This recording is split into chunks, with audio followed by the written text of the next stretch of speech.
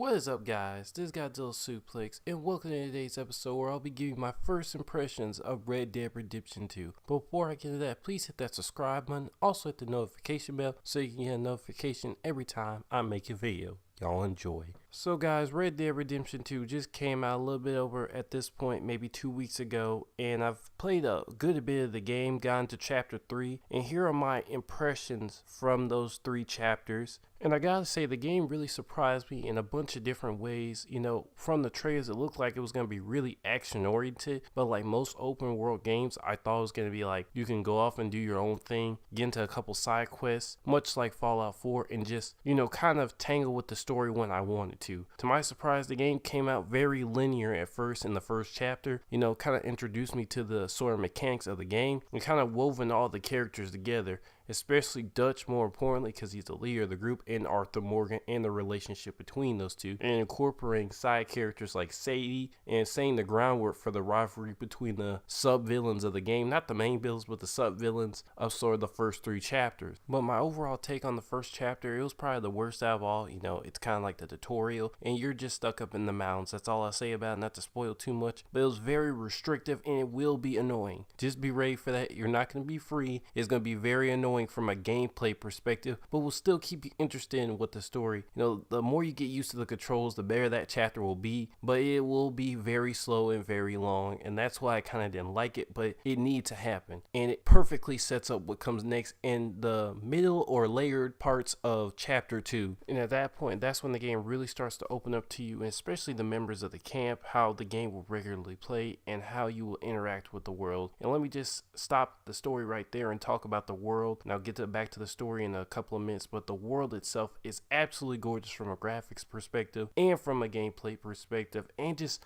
a flow perspective also. That's what I didn't really realize about this game. I thought stuff was going to come at you, you know, sort of on a semi-regular basis, but no, this game is perfectly paced out in a different way that I've never even seen in another game or open world game for that matter. Is how the events happen just like you're just living a regular life. It doesn't happen too often, but it happens often enough to, you know, feel like, you know, you're still in a breathing, living world. You know, it's not going to be balls to the walls action. Like every time you meet somebody, you're going to get in the gunfight. You can choose how violent you want to be or how honorable you want to be, because that's the one big thing about this open world, the honor system. Because if you do something, your honor bar will go down. Hopefully I had the footage up there for you to see it, but the honor system is really great in this game. Every time you commit a crime, do something, you gotta remember the NPCs will remember you, and it's kind of easy to forget that in the scape of things until you keep on greeting people and they have different reactions to you and they comment on what you've recently done. So you really get this sense of, wait a sec, if I do something here, get into a fight with somebody, threaten to rob somebody, somebody's going to remember that and hold it against me later, maybe in the simplest conversations or when I encounter them along a path or just greeting them naturally. But this game's honor system is so important because when you do something good, your honor bar goes up when you get to the camp, when you have a good reputation about yourself. You know, people react to you differently, are more likely to do stuff for you or vouch for you. And I think it was really shown in basically the late second chapter is when this really came into play, because by the time you got to the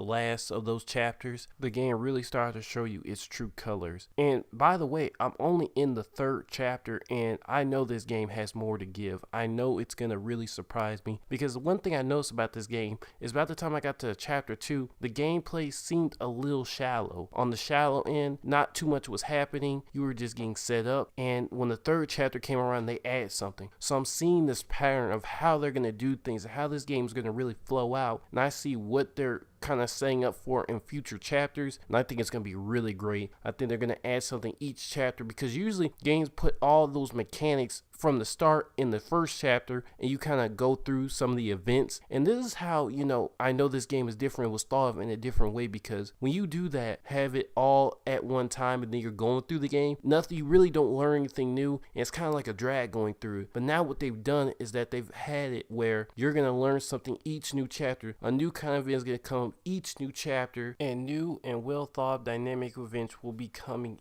each chapter. So each chapter, you're really going to learn something new. You're really going to add something in a new event, sort of. I don't want to say event, but I want to say style of event is going to come up pertaining to that chapter. So the game is really going to keep on adding on to what's already there. And that brings me to the characters. The characters are so well thought out in this game. From Dutch to Sadie to Sean, these guys have been perfectly balanced out for the story. All these misfits and gunslingers, especially the personality types and how you can interact with them. From just the wild nature of Micah Bell to the very more reserved and more, I think, patient and fatherly side of Hosea Matthews. I think this game's characters have been perfectly plotted out to have a different each experience with each character. You know, some characters make me laugh out loud, like Sean or Reverend Swanson, and different characters kind of make you on edge with them or make you feel sorry for them. But I think the thing that really ties these characters together is Arthur Morgan. He's the perfect setup character for this game because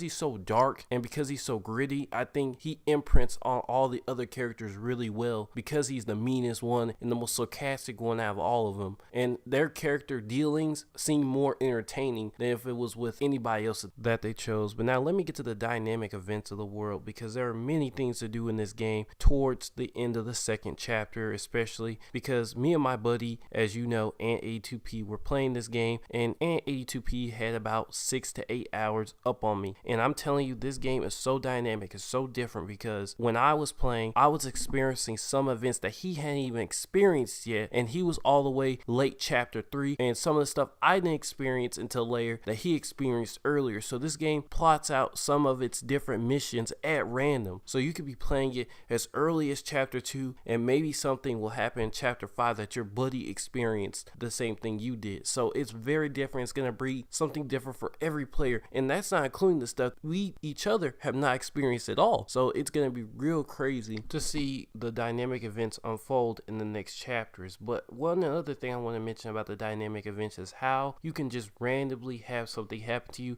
interact with somebody. Like one time I'm up on a hill, you know, and these guys, I had to go to this mission, I couldn't remember. Oh yeah, I was trying to capture this dude from a bounty, and these two guys were unlocking a safe or digging some gold on a mountain, and they told me to get away, and you know, trying to play the villain there, I kind of attacked because I wanted whatever was in that chest, you know, was being a little thief, and I attacked them, and man, that dude ran off the mountain so fast. About the time I got back up there from silencing him, you know, I couldn't even find the gold. So it's just fun to have those dynamic events happen. You never know what is going to unfold next. Then by the time I got on top of the mountain, I'm going to find this legendary gunslinger who has killed multiple cops and bounty hunters. So it's just a huge adventure that naturally plays out, and it doesn't feel forced. That's the thing. It feels like you're living every day as an outlaw. Maybe the day I'll go catch some deer for the camp, they'll go do this and this and that, and then something crazy happens to you. Or maybe something doesn't crazy happen to you, get right to the objective. So it's just all about that random element that, you know, this might be something random that might happen. And that is really great for a game to have that balance to, and not just try to throw everything at you. Because many of times I'm just walking trying to get to the objective, and two guys, and sometimes even a whole group of the sub-antagonists, and sometimes it's not even the sub-antagonists, will come up and rob me. A rival gang will rob me, and literally they'll say, put your hands up, go do this. And sometimes they'll be out for my blood, coming for me specifically, and they will come in 6 or 7, and I'll have to run away, get out of there. In some cases I'm able to fight back with my Deadeye system and be able to take them all out, and most of the cases I've died. Okay, just to tell you the truth, most of the cases when I get ambushed like that from 7 or 8 people, I die, which is reasonable. And the only point towards the magnitude of this game and the scale that it is at, because the ambushes are so quick, and you just usually don't see them coming. And sometimes if you pay good attention enough, you do see them coming. So there's really just something there, the depth that other games do not give. And this has me coming back to the story, and this all rolls back into it because the story is just so neatly crafted and written, and from a character perspective and from a mission and narrative perspective, it's just all very well balanced out. You never feel like you're too forced to go do the missions. And you know, from this point, the only desire I have is for maybe some of the controls to be a little bit better, to work out some bugs where if I go talk to somebody, they won't respond to me, and and to have more, side missions. It's a little on the less side for the side missions, but I think that's going to get better in the later chapters. But for this game, I give it a strong recommendation, and it is by far, it's an 8 out of 10 for me. I'm not even done with the review yet. Most likely, I know I'm probably going to end it on a 10 out of 10, but this game so far is an 8 out of 10. Some small things in there that are causing it not to be, that level. But the game, the way it's pacing itself, it's going to get better and better each chapter. So guys, if you really want to get this game, you're really on the fence, get it. I'm telling you, you will love this game, especially when they're coming out with the online portion for all you people who are not really into the narrative side of it. You are probably going to love the online because the first game had great online, and I can only see it getting better from here. But guys, hit that subscribe button. Also, don't forget to hit the notification bell so you can get a notification every time I make a video. And put in the comment section below, are you going to get Red Dead Redemption 2? And if you do, how good do you think the game is going into it? This has been the best Gojira in gaming. Signing off, guys. Y'all have a nice day.